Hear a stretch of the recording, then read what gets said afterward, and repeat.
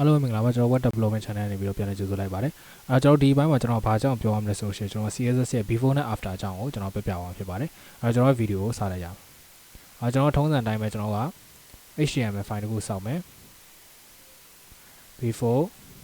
after.html ဆိုပြီးကျွန်တော်စောင့်မယ်အဲ့ဒီအတိုင်းပဲကျွန်တော် CSS မှာလည်းကျွန်တော်က before after.css ဆိုပြီးကျွန်တော်စောင့်ဟုတ်ပြီနော်ပြီးလို့ရှိရင်ကျွန်တော်ဒီမှာ HTML ရေးမယ်ပြီးမှကျွန်တော် before after ပေါ့နော် before after ပြီးလို့ရှိရင်ကျွန်တော်ဒီမှာ h1 တစ်ချက်ရေးမယ်ဟုတ်ပြီနော် h1 ကျွန်တော်ဒီမှာ main ဆိုပြီးကျွန်တော်ရေးလိုက်မယ်ဟုတ်ပြီနော်ပြီးလို့ရှိရင်ကျွန်တော် h1 ကိုကျွန်တော်ကတိတာအောင်ကျွန်တော် col လို့ကလာ red red ဆိုပြီးကျွန်တော်ကရေးလိုက်မယ်ကျွန်တော် run ကြည့်လို့ရှိရင် mainဟုတ်ပြီနော်ကျွန်တော်ဒီမှာကျွန်တော်ရေးလိုက်တဲ့ main ကပေါ်နေတယ်အဲ့တော့ color red မဝင်သေးတော့ကျွန်တော်ဒီမှာ link ချိန်မယ် CSS tag က before after.css ဟုတ်ပြီနော်ဒါဒီကျွန်တော် main အဲ့တော့ before နဲ့ after ဘာလဲဆိုလို့ရှိရင်ကျွန်တော် before ကိုသုံးလိုက်လို့ရှိရင်ကျွန်တော်ကဒီကျွန်တော် main element ရဲ့သူသုံးလိုက်တဲ့element ရဲ့အရှိမပေါ်မယ် after ဆိုလို့ရှိရင်နောက်မှာပေါ်မယ်ဟုတ်ပြီနော်အဲ့တော့ကျွန်တော်ကဒီမှာကျွန်တော်ကသူ့ရဲ့ element h1 ရဲ့ကျွန်တော် before ဟုတ်ပြီနော် before before ကိုကျွန်တော်သုံးလိုက်မယ်ဆိုလို့ရှိရင်ကျွန်တော်ကဒီမှာပြီးတော့ content ကပါပါတယ်ဟုတ်ပြီနော်အဲ့မှာကျွန်တော်ဒီမှာ before လို့ကျွန်တော်ရေးလိုက်မယ်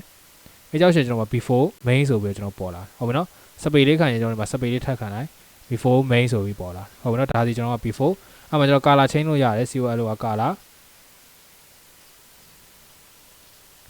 ဟုတ်ပြီနော် before ပြီးလို့ရှိရင်ကျွန်တော်က after လည်းဒီတိုင်းပဲကျွန်တော် h1 aft ရ after လို့ရှိရင်ကျွန်တော် c1 tn ဒီ content aft ရ after ရှေ့မှာ space ခံမယ်ပြီးလို့ရှိရင်ကျွန်တော်က col လို့က color ကျွန်တော်ကဒီမှာ gren green ဆိုပြီးကျွန်တော်ထည့်လိုက်မယ်။ဒါကြောင့်ကျွန်တော် after before main after main ဟုတ်ပြီနော်။ဒါဒီကျွန်တော်က before after ကိုကျွန်တော်အလုပ်လုပ်တယ်။ select ဝင်တဲ့အခါကျဒီ before နဲ့ after မဝင်ဘူးဘာလို့လဲဆိုလို့ရှိရင် before နဲ့ after ကျွန်တော်ကဒီမှာကျွန်တော်ကဒီကောင်နဲ့ထည့် CSS နဲ့ထည့်ထားတာမဟုတ်လို့ဟုတ်ပြီနော်။ before နဲ့ after ဒီ select မဝင်ဘူးဟုတ်ပြီနော်။ကျွန်တော်ကဒီမှာပြောင်းနေလို့ရှိရင်ကျွန်တော်ဒီမှာဥပမာအဖြစ်ပေါ့နော်။ဒီဟာဆိုကျွန်တော် g က gren green ဒါမှမဟုတ် g ကျွန်တော်ဒီကောင်ကိုကျွန်တော် green လို့ပေးလိုက်မယ်ကောင်ကျွန်တော် red လို့ပေးလိုက်မယ်ကောင်ကျွန်တော် blue လို့ပေးလိုက်မယ်လို့ရှိရင်ကျွန်တော်ကဒီမှာ r g b ဆိုပြီးကျွန်တော်ဒီမှာဒီလိုပေးလိုက်ဟုတ်ပြီနော်ဒီမှာဒါမျိုးကျွန်တော်ကလုပ်လို့ရတယ်ပေါ့နော် okay ဒါဒီကျွန်တော်တို့က before after နဲ့ကျွန်တော်ကသုံးရတာဟုတ်ပြီနော်ဒါကိုကျွန်တော်အဓိက before after concept ကအဲ့ဒါပဲဟုတ်ပြီနော်အဲ့မှာကျွန်တော်တို့ကမြင်းချောင်းတွေပါထည့်ကျင်တယ်ဆိုလို့ရှိရင်ကျွန်တော်ထားပါတော့ဒီမှာနောက်ထပ်h2 ပေါ့နော် h2 ကျွန်တော်ရေးလိုက်မယ်ကျွန်တော်ဒီမှာ sub tr လေး subtitle ဆိုပြီးကျွန်တော်ရေးလိုက်မယ်ဟုတ်ပြီဒါဒီ h2 မှာကျွန်တော်က h2 ရဲ့ before ပေါ့နော် before မှာကျွန်တော်က c1 tn ဒီ content ကိုကျွန်တော်အလွတ်ထားမယ်ပြီးလို့ရှိရင်ကျွန်တော် width ကို100 pixel ထားမယ် height ကိုကျွန်တော်က10 pixel ထားမယ်background color ကိုကျွန်တော်ကအမဲထားမယ်ဟုတ်ပြီနော်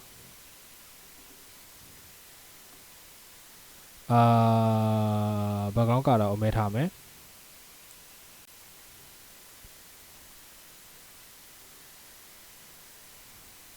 ဟုတ်ပြီနော်ဒီမှာကျွန်တော်တို့ဒီမှာ run ကြည့်တဲ့အချိန်မှာကျွန်တော်ဘာမှမပေါ်သေးဘူးကျွန်တော်ဘာထည့်ချင်တာဆိုတော့ကျွန်တော်မြင်းချောင်းပေါ့နော်ကျွန်တော်ဒီရှေ့မှာမြင်းချောင်းနေပါဒီလိုမြင်းချောင်းလေးကျွန်တော်ထည့်ချင်တာအဲ့ before ရှေ့မှာထည့်ချင်တော့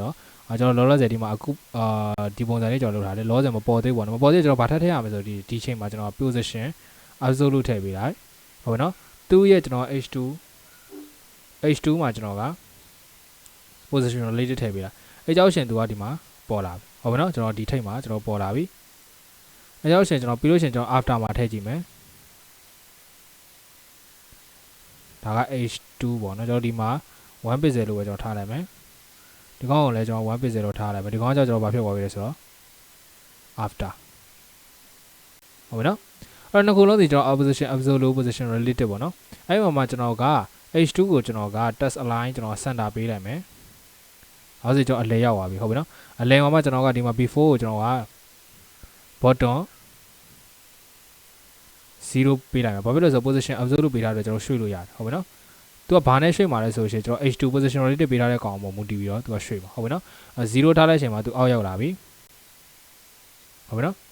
တခုကတော့ကျွန်တော် after ကြတော့ after နောက်မှာပေါ်တယ် before ကကြတော့ကျွန်တော်ဒီအရှိမှာဖြစ်တဲ့သူကဒီအရှိကနေထိပ်ပြီးစပြီးတော့ပေါ်တာဟုတ်ပြီနော် after ဒီအနောက်ကစပြီးတော့ပေါ်တာအဲ့တော့ကျွန်တော်ကဒီကောင်ကိုကျွန်တော်က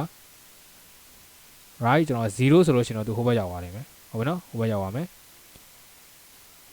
အဲ့မှာကျွန်တော်ကဒီကောင်ဘာလို့ဒီဘက်ရောက်သွားလဲဆိုရှင်ဒီကောင်ဒီကျွန်တော် display ဟုတ်ပြီနော် display block ဖြစ်နေလို့ဟုတ်ပြီနော် display block ဖြစ်နေလို့အဲ့ဒါကြောင့်ကျွန်တော်တို့ကသူ့ကိုကျွန်တော်က inline block ထားခြင်းမယ်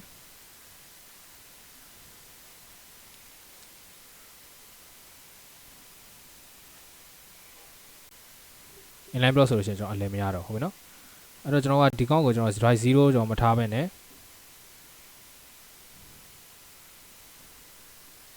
left 0ဆိုတော့ဒီဘက်ရောက်ပါမယ်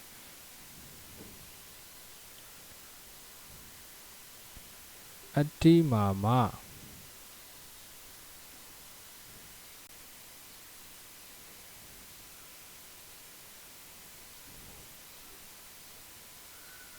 โอเคဒါဆိုရှင်900ပေါ့နော်အဲ့တော့ကျွန်တော်နည်းနည်းရှော့ကြည့်မယ်400ဟုတ်နော်ဒါဆိုရှင်450ဆိုလို့ရှင်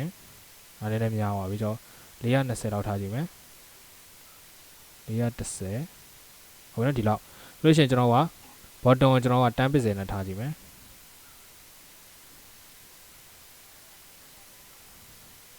5 pixel လောက်နဲ့ထားကြည့်မယ်ဟုတ်နော်ဒါဆိုဒီလိုဖြစ်သွားပြီအဲ့တော့မှကျွန်တော်ကဒီတိုင်းပဲကျွန်တော် bottom ဒီကောင်ကိုလည်းကျွန်တော်ကBOTTON bottom 5 pixel ပေးလိုက်လို့ရှိရင်ကျွန်တော်ကဒီမျိုးလိုလေးဖြစ်သွားပြီဟုတ်ပြီနော်အဲ့မှာကျွန်တော်ဒီဘက်က right လေးကိုလည်းတိုးချင်လို့ရှိရင်ကျွန်တော် left လေးကိုလည်းတိုးချင်ကျွန်တော် LFT left 10 pixel ဟုတ်ပြီဒီကောင်ကဒီလိုဖြစ်သွားတယ်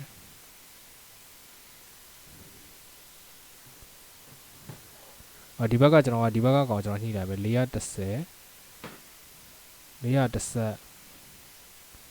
5ဆိုရင်